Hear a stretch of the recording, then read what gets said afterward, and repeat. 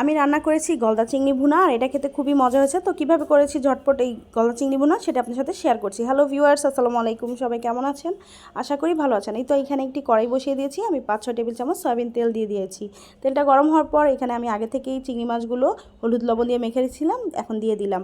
এখন এই চিংড়ি মাছগুলো একটু ভালো করে ভেজে নেব। এই চিংড়ি মাছগুলো কিন্তু অনেক বড় সাইজের, আসলে এটা স্কিনে ভালো করে বোঝা যাচ্ছে না। এই তো লাল করে ভেজে নিয়েছি। এখন আমি একই কড়াইয়ের মধ্যে আরেকটু তেল দিয়ে দিচ্ছি।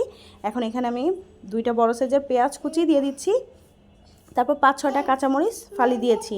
এখন পেঁয়াজটা একটু নেড়ে আমি হালকা বাদামি করে ভেজে নেব। তারপর এখানে আমি দিয়ে দিচ্ছি স্বাদ মতো লবণ। এখন এখানে বাটা মশলাগুলো দিয়ে দিচ্ছি। এখানে আমি 1/2 টেবিল চামচ রসুন বাটা, 1/2 টেবিল চামচ জিরা বাটা, 1/2 টেবিল চামচ দিয়ে দিয়েছি আদা বাটা। এখন এটা একটু ভালো করে নেড়ে নিব। এই তো ভালো করে নেড়ে নিয়ে এখন এখানে আমি দিয়ে দিচ্ছি 1/2 টেবিল চামচ হলুদের গুঁড়া, 1/2 টেবিল চামচ মরিচের গুঁড়া, 1/2 টেবিল চামচ ধনিয়ার গুঁড়া। আপনারা অবশ্যই চিংড়ি মাছের পরিমাণ অনুযায়ী মশলাটা বাড়িয়ে কমিয়ে দিবেন। এখন এই তো ভালো করে এখন এটা একটু নেড়ে নিচ্ছি। এখন এই মশলাটাকে আমি একটু ভালো করে কষিয়ে নিব। আমি একটু পানি দিয়ে দিয়েছি। এখন এটা ঢাকনা দিয়ে ঢেকে দিব প্রায় 5 মিনিটের জন্য।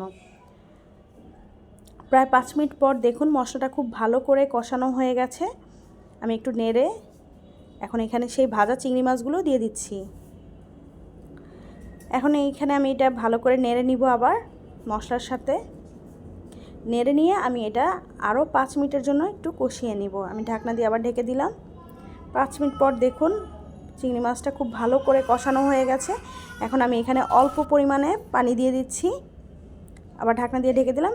প্রায় 10 মিনিট পর দেখুন এইটা খুব সুন্দরভাবে তৈরি হয়ে গেছে। এখন এখানে আমি বেশ খানিকটা ধনিয়া পাতা দিয়ে দিয়েছি। আপনারা যে যেরকম ঝোল রাখতে পছন্দ করেন বা মাখা মাখা রাখতে চাইলে সেভাবেই রাখবেন। আমি এটা মাখা মাখাই রেখেছি। এই তো তৈরি হয়ে গেল আমার খুবই মজাদার গলদা চিংড়ি ভুনা। এটা অবশ্যই বাসায় ট্রাই